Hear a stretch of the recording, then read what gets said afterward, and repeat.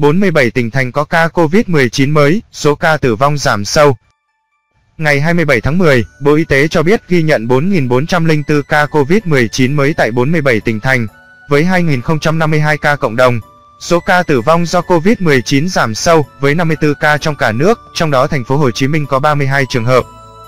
Hệ thống quản lý ca bệnh COVID-19 ghi nhận 4.411 ca nhiễm mới, trong đó 7 ca nhập cảnh và 4.404 ca ghi nhận trong nước, tăng 812 ca so với ngày trước đó tại 47 tỉnh, thành phố, có 2.052 ca trong cộng đồng, cụ thể, tại thành phố Hồ Chí Minh, 1.140, Bình Dương, 521, Đồng Nai, 499, Đắk Lắk, 254, Bạc Liêu, 242, An Giang, 221, Tây Ninh, 202, Kiên Giang, 150, Tiền Giang, 127, Sóc Trăng, 98, Cần Thơ, 98, Bình Thuận, 97, Quảng Nam, 92, Trà Vinh, 82, Long An, 81, Đồng Tháp, 49, Thanh Hóa, 45, Khánh Hòa, 44, Hậu Giang, 42, Gia Lai, 32, Nam Định, 28, Hà Nội, 26, Quảng Ngãi, 21, Nghệ An, 19, Bình Phước, 19, Hà Giang, 19, Phú Thọ, 18, Vĩnh Long, 18, Bà Rịa, Vũng Tàu, 17, Bắc Giang, 14, Bến Tre, 14, Ninh Thuận, 14, Thừa Thiên Huế, 14, Hà Nam, 12, Quảng Trị, 6, Đắk Nông, 6, Kon Tum, 6, Bắc Ninh, 4,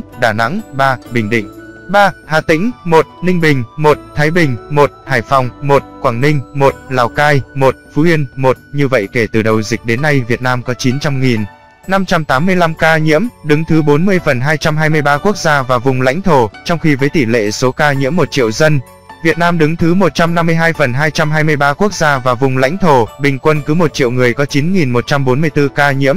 Trong đợt dịch thứ 4, từ ngày 27 tháng 4 năm 2021 đến nay, số ca nhiễm mới ghi nhận trong nước là 895.793 ca, trong đó có 809.497 bệnh nhân đã được công bố khỏi bệnh. Có 13 tỉnh, thành phố không có ca lây nhiễm thứ phát trên địa bàn trong 14 ngày qua. Ninh Bình, Lạng Sơn, Sơn La, Yên Bái, Lai Châu, Hải Phòng, Tuyên Quang, Thái Bình, Hưng Yên, Điện Biên, Thái Nguyên, Hòa Bình, Bắc Kạn, các địa phương ghi nhận số nhiễm tích lũy cao trong đợt dịch này. Thành phố Hồ Chí Minh 428.013, Bình Dương 230.406, Đồng Nai 62.970, Long An 34.448, Tiền Giang 15.985. Về tình hình điều trị, trong ngày có 2.024 bệnh nhân được công bố khỏi bệnh, nâng tổng số ca được điều trị khỏi lên 812.314 trường hợp. Hiện số bệnh nhân nặng đang điều trị là 2.718 ca, trong đó thở oxy qua mặt nạ 1.817, thở oxy dòng cao HFNC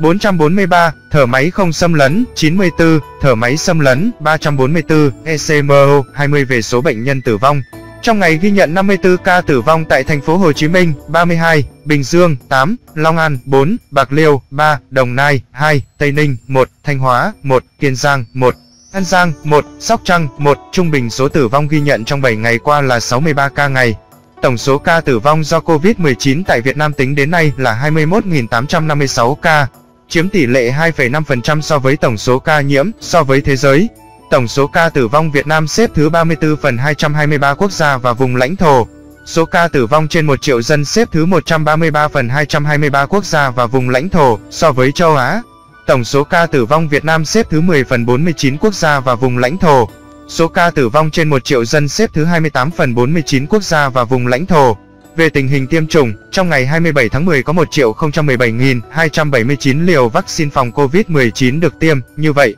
tổng số liều vaccine đã được tiêm là 75.970.872 liều, trong đó tiêm một mũi là 53.738.466 liều, tiêm mũi 2 là 22.232.406 liều. Bộ Y tế chỉ đạo địa phương và các đơn vị liên quan thực hiện rà soát tất cả những người đi về từ các tỉnh, thành phố có số mắc cao, tăng cường, chủ động giám sát, xét nghiệm các trường hợp có nguy cơ cao, nhất là những người về từ các địa bàn dịch cấp độ 3, 4, các trường hợp có dấu hiệu nghi ngờ mắc bệnh, tổ chức cách ly, theo dõi sức khỏe phù hợp và xử lý kịp thời các ổ dịch COVID-19 theo đúng hướng dẫn của Bộ Y tế.